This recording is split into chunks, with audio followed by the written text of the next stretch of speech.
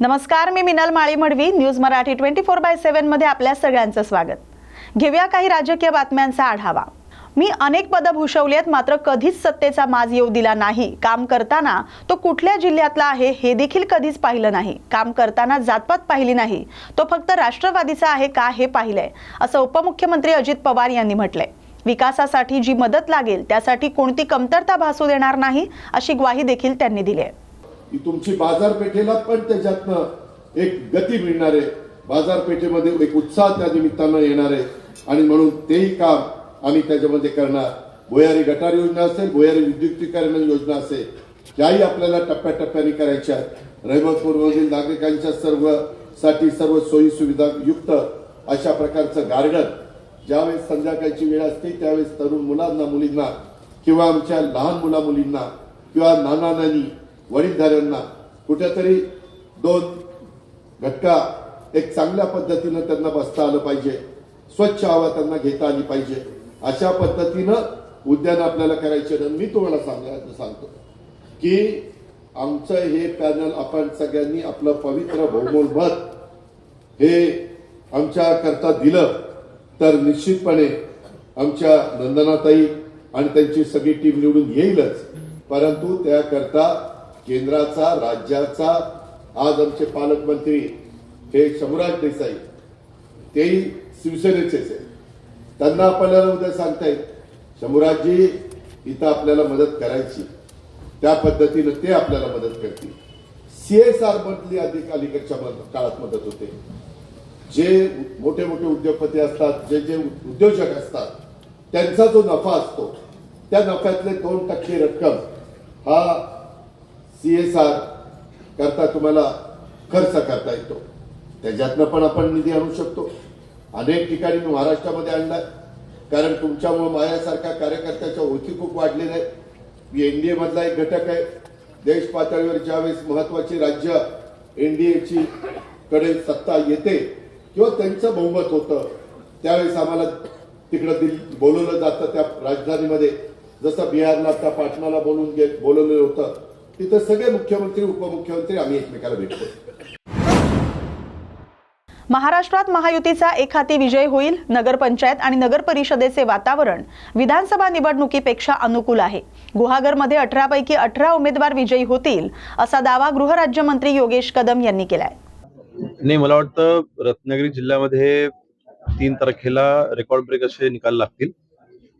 ज्या निवडणुका आज घातलेल्या आहेत, जे वातावरण संपूर्ण जिल्ह्यामध्ये विधानसभेच्या निवडणुकीला होतं त्यापेक्षाही चांगलं वातावरण हे नगर परिषदा नगरपंचायतच्या निवडणुकीमध्ये आम्हाला अनुभवायला मिळत आहे.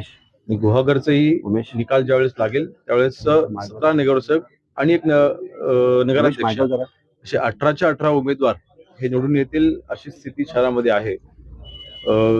एकंदरीत रत्नागिरी जिल्ह्यामधील महायुतीचे सर्व उमेदवार हे निवडून येण्याच्या स्थितीमध्ये आहेत. अपवादात्मक परिस्थितीमध्ये काही ठिकाणी चढावड आहे, परंतु अजूनही 3-4 दिवस आहेत आणि या 3-4 दिवसामध्ये त्याही सीटांच्या बाबतीमध्ये आमचा विश्वास आहे की जनता नक्कीच विकास होण्याच्या सोबतच राहील. बघा, आम्हाला फोडायचं असतं, ठरवलं असतं तर आम्ही 20च्या 20 आम्ही तिथे सीटा आमच्या बिनविरोध झाल्या असतात. शेवटी लोकशाही पद्धतीने आम्ही पुढे जातोय. लोकशाही पद्धतीने त्याच उमेदवारांना जाणवलं. शेवटी त्या प्रभागाची माहिती आहे, ज्यांनी टीकाकडे जाणार त्याची कल्पना नाही आहे, पण त्या प्रभागामध्ये एक हाती सत्ता म्हणजे एक हाती आमचे नगरसेवक निवडून येत आहेत. आणि अशा वेळेस जे काही उभाटांनी तिथे उमेदवार उभे केलेत, उभाटाचे काही असे पदाधिकारी पतसंस्था चालवतात. त्या पतसंस्थेमध्ये ज्यांनी कर्ज घेतलेली आहे त्यांच्यावरती कर्ज आहे, ज्यांनी ती कर्ज परतफेड केलेली नाहीये अशाच्यांना उमेदवार दिलेले आहेत. म्हणजे कुठेतरी पतफेडीच्या माध्यमातून अडकवून ठेवलेली लोक बळजबरीने त्यांनी उमेदवार म्हणून तिथे उतरवलेले आहेत. त्याने त्या निवडणुका लढायच्या नव्हत्या, कदाचित त्याच्यावर फॉर्म भरत असताना जबरदस्ती केलेली असावी अशी शंका उपस्थित होते. म्हणून मला वाटतं विरोधकांच्या ह्या टीकेवरती उत्तर काय ते 3 तारखेला जनताच देईल.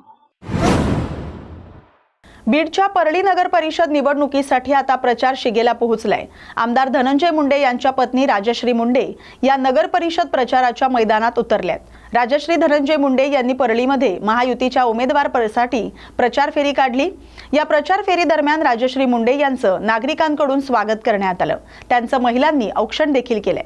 महायुती आणि धनंजय मुंडे यांच्या बाजूने वातावरण असून जातीपातीवर नाही तर विकासावर मतदान होणार आहे असं म्हणत त्यांनी महायुतीच्या विजयाचा विश्वास व्यक्त केलाय. तुम्हाला सगळ्यांना आधी माझा नमस्कार. परळीकर जनतेला पण माझा सप्रेम नमस्कार.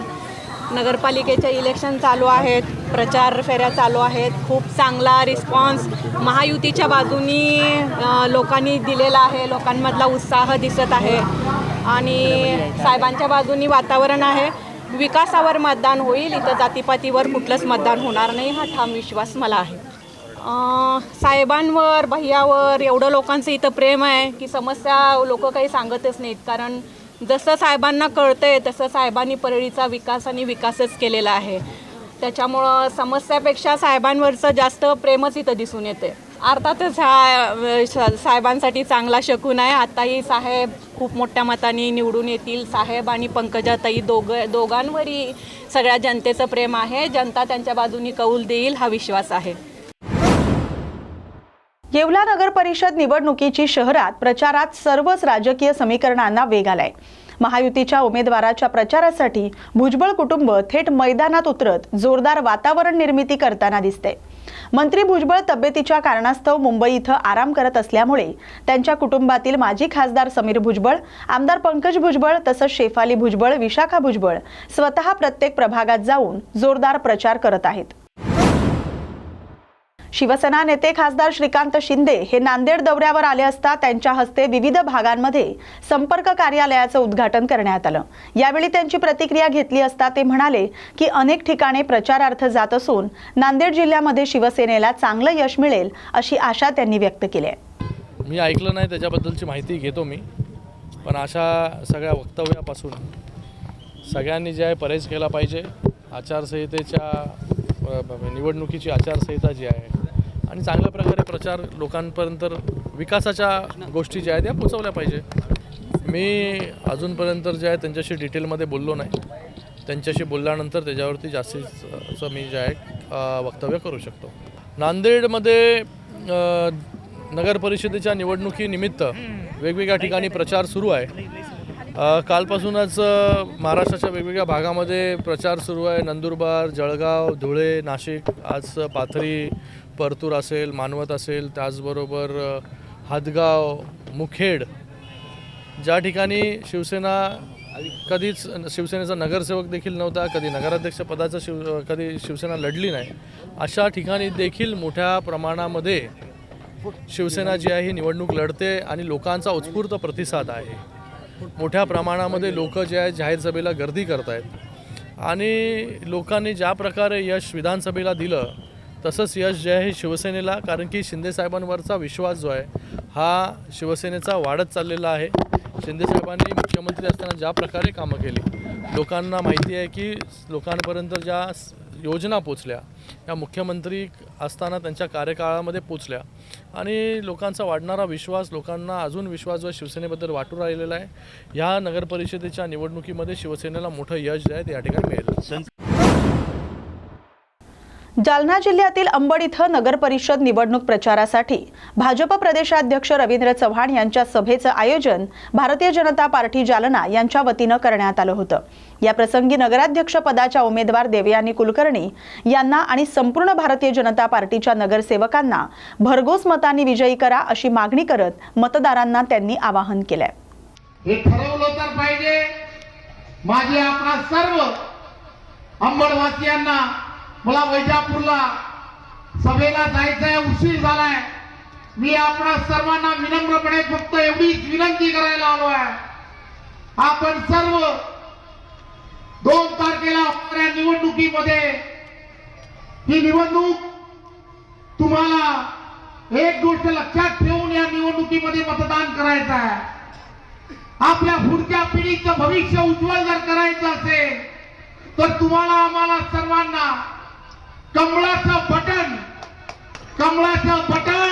वरती आणि खाली दोन्ही ठिकाणी ज्या ठिकाणी कमळ दिसेल, नगराध्यक्षासाठी कमळ आणि नगरसेवकांसाठी सुद्धा कमळ, या बटनावरती आपण सर्वांनी मतदान करून विक्रमी मताने अंबड ही असणारी पूर्णच्या पूर्ण सार्वत्रिक निवडणूक, ही निवडणूक ही भारतीय जनता पार्टीच्या ताब्यामध्ये ही पूर्णच्या पूर्ण नगरपालिका द्या.